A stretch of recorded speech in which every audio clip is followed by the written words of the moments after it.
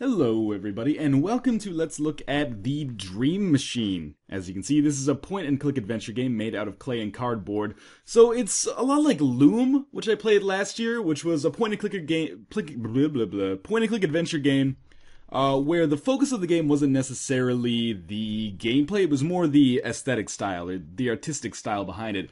Whereas Loom was entirely built in papercraft, this is a game where all of the backgrounds and structures that we come across are built out of things like, plasticine or Play-Doh, or, other such real-world materials, and then incorporated into the actual atmosphere of the game, which is kind of a neat way of doing things. I think I've expressed my opinion on point-and-click adventure games often enough that most of you are probably aware that I'm not the biggest fan of the genre.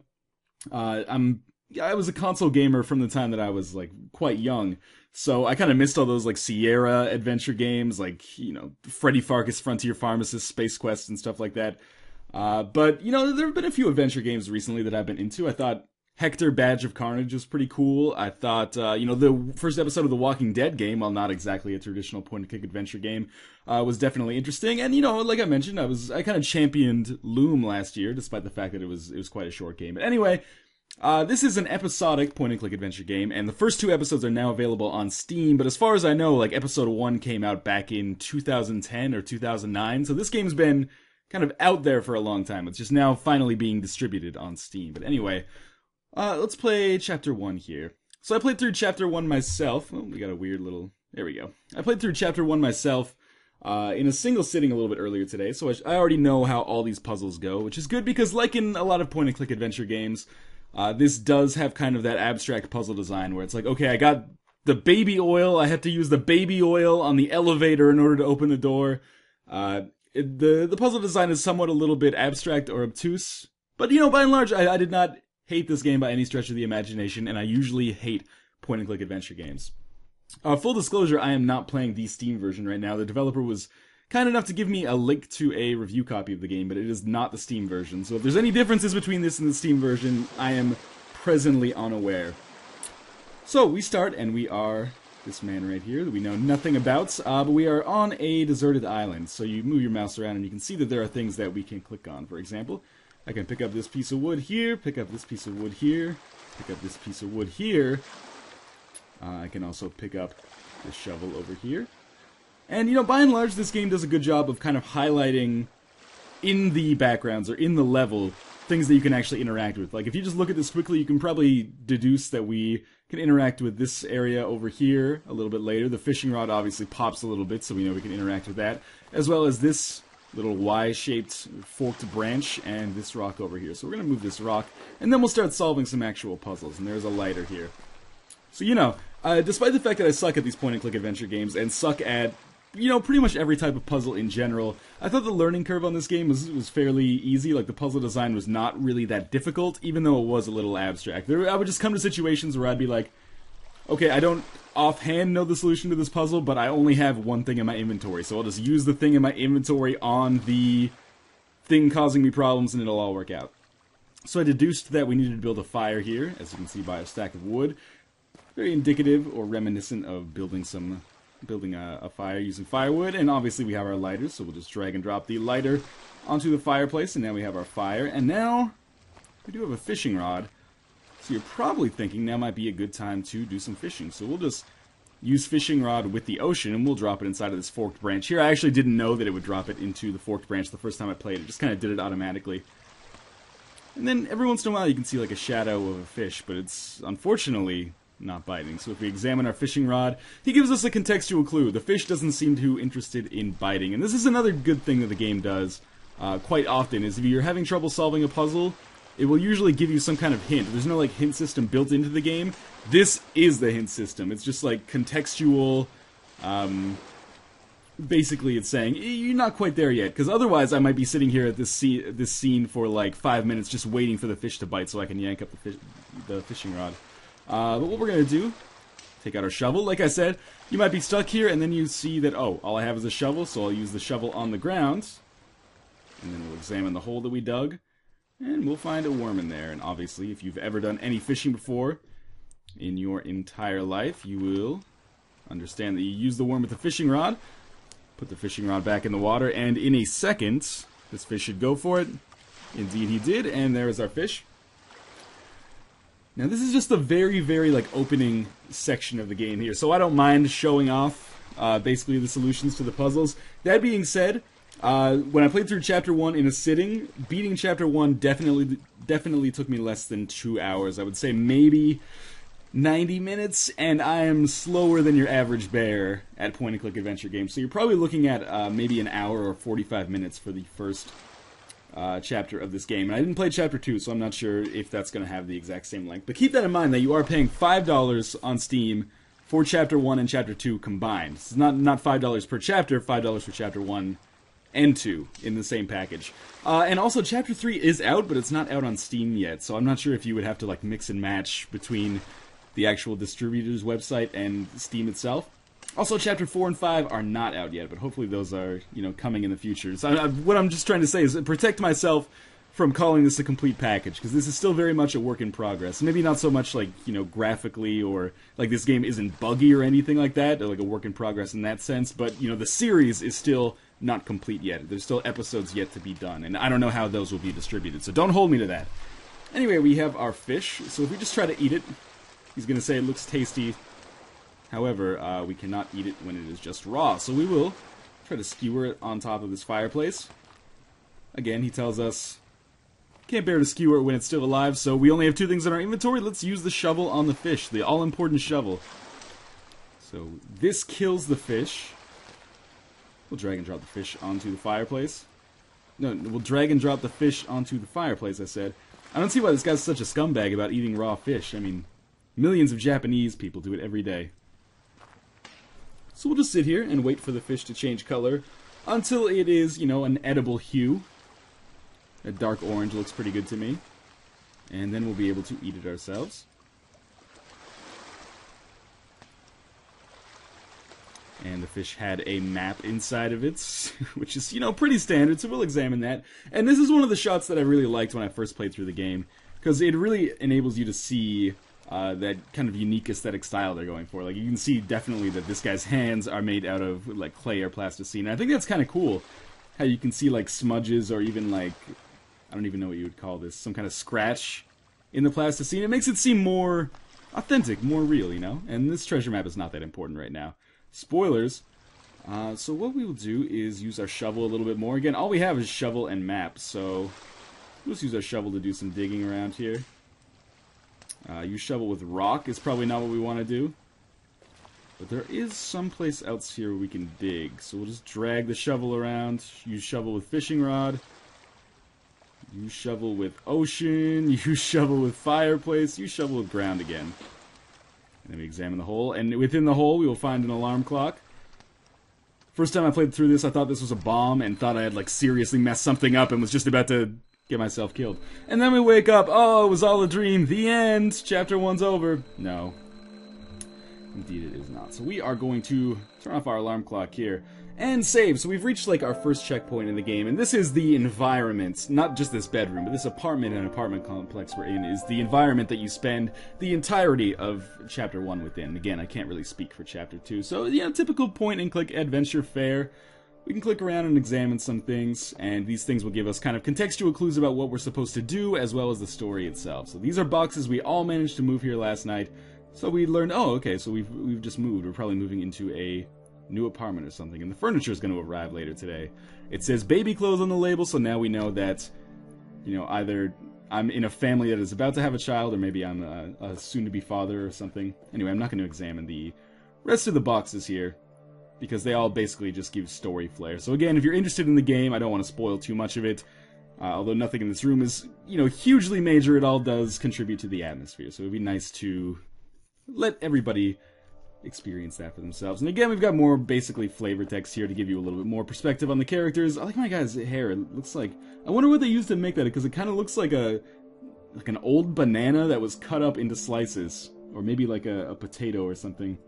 It's probably just clay, but I really like that old banana idea. So we can examine these boxes.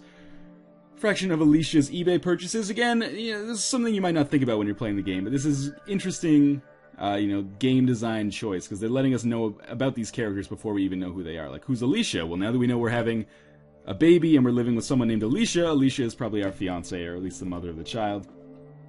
His old guitar over there. Stratocaster Flying V. I used to rip up Can't You Hear Me Knockin' on Expert all the time. And then we'll just enter into our kitchen here, and we should meet our second character. Yes, indeed. So we'll talk to Alicia. And get a little bit more flavor text.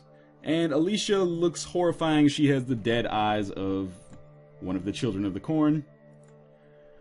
And we do get these, like, dialogue options, and I'm not sure if these dialogue options actually have an impact on what happens in the game, or, like, over the course of the episodes, maybe people's perspectives or opinions on you change, or attitudes towards you change.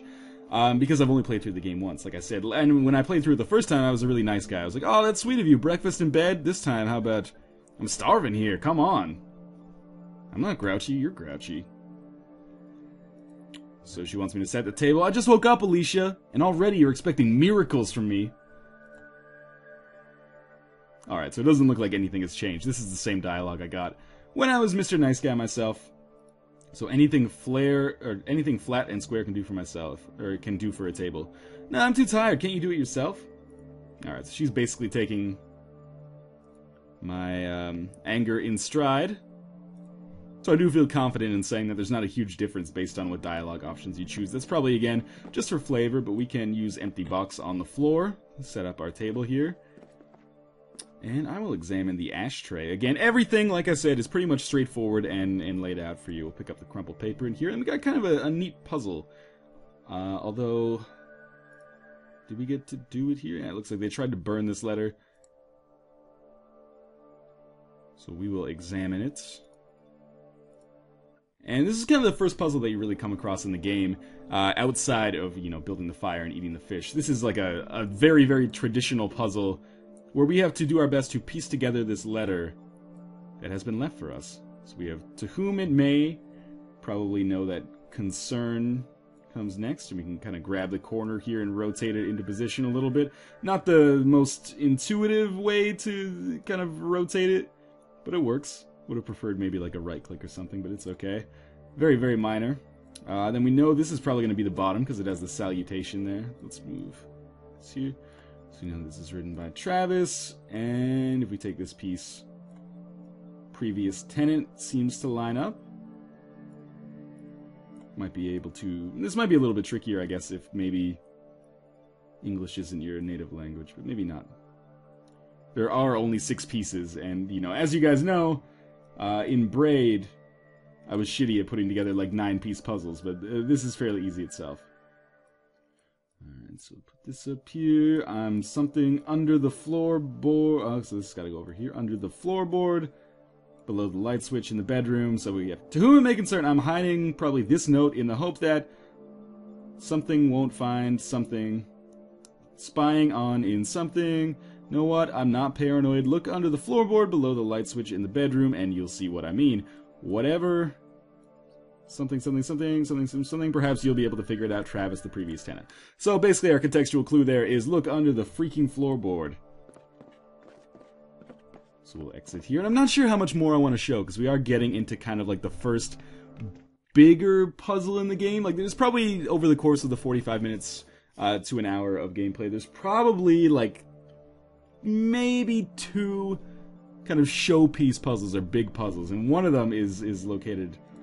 not to spoil anything, but under this floorboard. And of course, like in a typical point-and-click adventure game, there is kind of a series of simpler puzzles that lead up to it. So we need something to get the floorboard off here.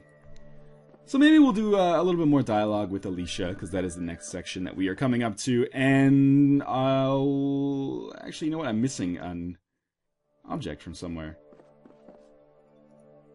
I think this is... Yeah, this is what I want. And this is kind of neat as well. Like, I didn't expect this when I first played through the game. Is that, oh, in this box, you don't just click on things. Like, your actual click and drag causes things in the box to move around. So we're looking for something here, although I'm not sure what. There's our telephone, so we will pick that up.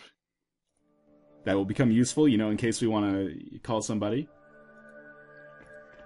Talk to Alicia, let her know that the table is set. I'm skipping over the dialogue again, because I don't want to be one of those guys who reads all the dialogue on the screen. I assume you guys can read for yourselves, and really, like, I gotta save some kind of something for people who actually buy the game, you know? I can only find that filthy box over there by the window. Sorry, Alicia. Alright, so I will come over here and sit down by the table, and then we'll have a little bit of dialogue that I will largely skip through. Again, because it is largely flavor text. And it might sound like I'm being degrading when I say that something is flavor text, but really that contributes to the atmosphere of the game, which is really the focus here. It's not the puzzles, which are totally adequate. It's not the... well, I guess it is, to a certain extent, the graphic style, but it's the atmosphere that the game creates as a combination of the kind of text and dialogue that you go through, as well as the art style, which is pretty unique. Although I will say I think that the art style of Loom was more striking, although Loom was twice as much money for probably half to a quarter as much content, which a lot of people were not happy about. So I don't think this place deserves a tip. Very snarky. She's gonna ask me about my dream. I dreamt a lot, so I haven't been sleeping all that well. I don't like talking about my dreams. Man, we're really hitting it off, aren't we, Alicia? We are a great couple. So I'm just gonna ignore her flavor text here. Basically, she dreamt that she was on a cruise with our caretaker. So I'm hoping that there's a dialogue option that's like, let's get a divorce. Clearly you're thinking, you know, about infidelity.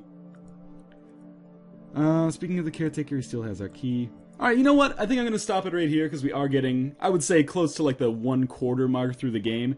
And for those of you who do choose to play through this yourselves, I don't want to spoil too much for you. This is The Dream Machine, now available on Steam. Like I said, episodic format. Chapter 1 and 2 are available on Steam, and chapters 1, 2, and 3 are available on the developer's actual website. So my impressions so far, yeah, it's a point-and-click adventure game. I think it tries to impress you mostly with its graphical style, as opposed to like any kind of revolutions in gameplay. This is very much like a traditional point-and-click adventure game. So, you know, if you look at a game like Hector Badge of Carnage, that was a game that was very much a traditional point-and-click adventure game, but it kind of distinguished itself based on the quality of its humor and writing. And I actually thought the game was like genuinely laugh-out-loud funny. This game tries to distinguish itself for its art style, and I think I would classify this as a modest success. Certainly, if you're a fan of point-and-click adventure games, $5 for 2 episodes is a pretty good price, and that is actually probably like 40% cheaper than buying the episodes on the website, which are like €4 each. I don't know the exact conversion, so forgive me, and I'm trying to do arithmetic in my head, which is a lot of pressure, you know. But in any case, yeah, it's interesting. It's definitely not my type of game, and, you know, 100% honesty, I will probably not go on to play Episode 2, Episode 3, or, you know, await, with fingers crossed, Chapters 4 and 5.